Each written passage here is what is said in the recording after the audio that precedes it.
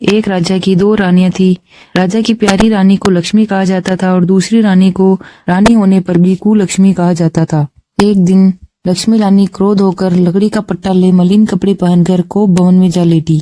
राजा ने लक्ष्मी से पूछा, तुम कोप भवन में क्यों पड़ी हो? तुम क्या चाहती हो? रानी बोली, कुलक्ष्मी को देश निकाला दिया जाए। कुलक्ष्मी रानी थी, इसलिए उसे निकाल देने से राजा की बदनामी होने का डर था, इसलिए रानी को पीहर छोड़कर आने की बात सोची गई। राजा ने पटरानी को एक रथ में सवार कराया और स्वयं घोड़े पर चढ़कर रथ के साथ साथ चलने लगा। एक बीहड़ जंगल में पहुंचकर राजा ने रथ को रुकवाया, पालकी ढोने वालों को वहां से हट जाने को कहा। राजा रानी को उस जंगल में छोड़कर घोड़े पर सवार होकर अपने महल में आ गए। कुलक्ष्मी को बाट जोहते सारी रात बीत गई। रानी को प्यास लगी, वह रथ से उतरकर पानी पीने की तलाश में चल दी। रानी ने आसपास पानी खोजा, परंतु उसे कोई जलाशय नहीं दिखाई दिया। रानी ने एक सारस के जोड़े को एक तरफ जाते देखा। रानी कुलक्ष्मी सारस के जोड़े के पीछे चल दी। चलते चलते वह नदी के किनारे पहुंच गई। रानी ने सोच आदि से निवृत्त होकर उसी नदी में स्नान किया और जल पीकर अपनी प्यास बुझाई। उस समय कुछ अन्य स्त्रियां भी स्नान कर रही थी। स्नान करने के बाद स्त्रियों ने दशा माता का डोरा लिया। उनके पास एक डोरा बच गया। उन्होंने रानी से डोरा लेने का अनुरोध किया।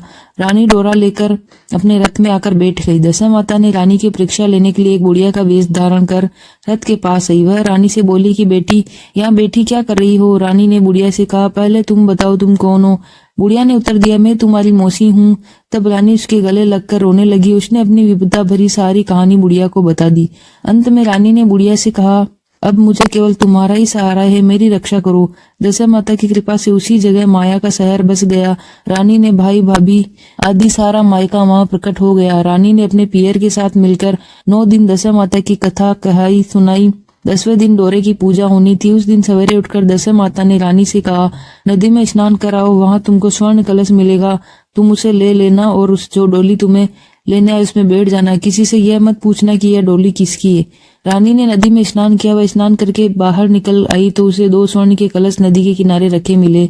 उन्हीं के पास रेशमी वस्त्र रखे थे। उन वस्त्रों को रानी ने पहन लिया। वह चलने को तैयार हुई तो उसे डोली आती दिखाई दी। वह डोली में बैठ गई और अपने घर पहुंच गई।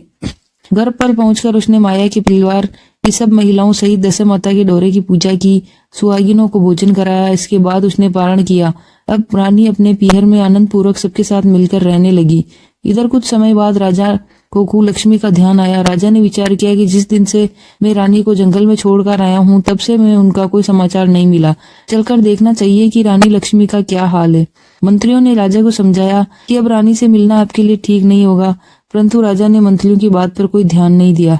वह घोड़े पर सवार होकर उसी स्थान पर पहुंचा जहां रानी को छोड़कर आया था। राजा को यह देखकर बड़ा आश्चर्य हुआ कि यहाँ तो सघन वन था, परंतु अब यहाँ रमणीक बस्ती बसी हुई है। राजा ने लोगों से पूछा, यह कौन सी नगरी है? लोगों ने बताया कि यह कुलक्ष्मी का नगर है।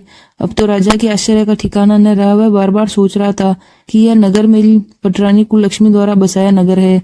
राजा ने कुलक्ष्मी के महल के पास जाकर सूचना भिजवाई कि उनके अमुक देश के राजा मिलना चाहते हैं। रानी ने राजा को पहचान कर मिलने से मना कर दिया, परंतु मौसी ने समझाया कि हिंदुओं में तो पति परमेश्वर माना जाता है, तुम्हें यही उचित है कि तुम यथाशक्ति उनका आदर सत्कार करो।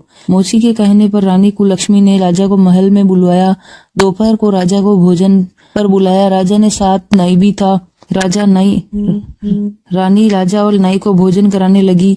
पहली बार रानी ने नाई की पत्तल पर भोजन परोसा तो नाई ने रानी के पैर पर एक छींटा लगाया।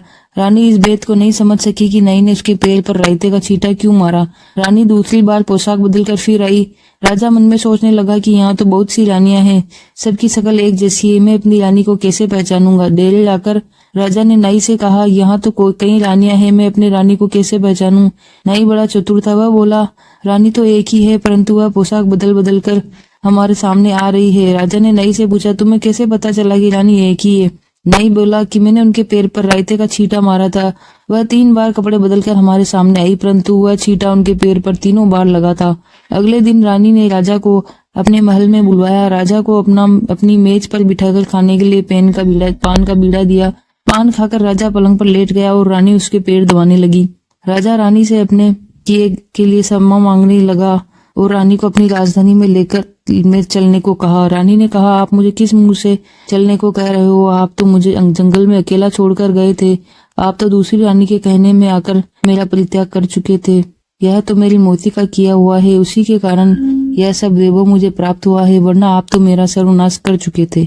राजा ने रानी को बहुत समझाया। तब रानी बोली कि मैं केवल एक शर्त पर आपके साथ चल सकती हूँ। आप मेरी मौसी से वरदान मांगेंगे कि यह नगरी आपकी राजधानी के पास पहुंचा दे, जिससे जब मेरा मन चाहे उसके पास जा सकूं और रह सकूं, और जब भी जी चाहे तो मौसी के दिए महल में चली जाऊं। मेरी मौसी बड़ी दयालु है, संभव है कि वह आप हमारी बात मान जाए। राजा ने दशा माता मौसी से प्रार्थना की। मौसी ने राजा की बात मानकर दोनों शहरों को पास पास स्थापित कर दिया, मानो एक दूसरे के ही भाग हों। राजा ने दशा माता की कृपा का फल जानकर शहर में ढिंडोरा पिटवाया कि उसकी प्रजा दशा माता की पूजा किया करे। भगवती दशा माता ने जिस प्रकार कुलक्ष्मी पर दया करी, वैसे ही दया सब जनों पर करे। जय माता दी।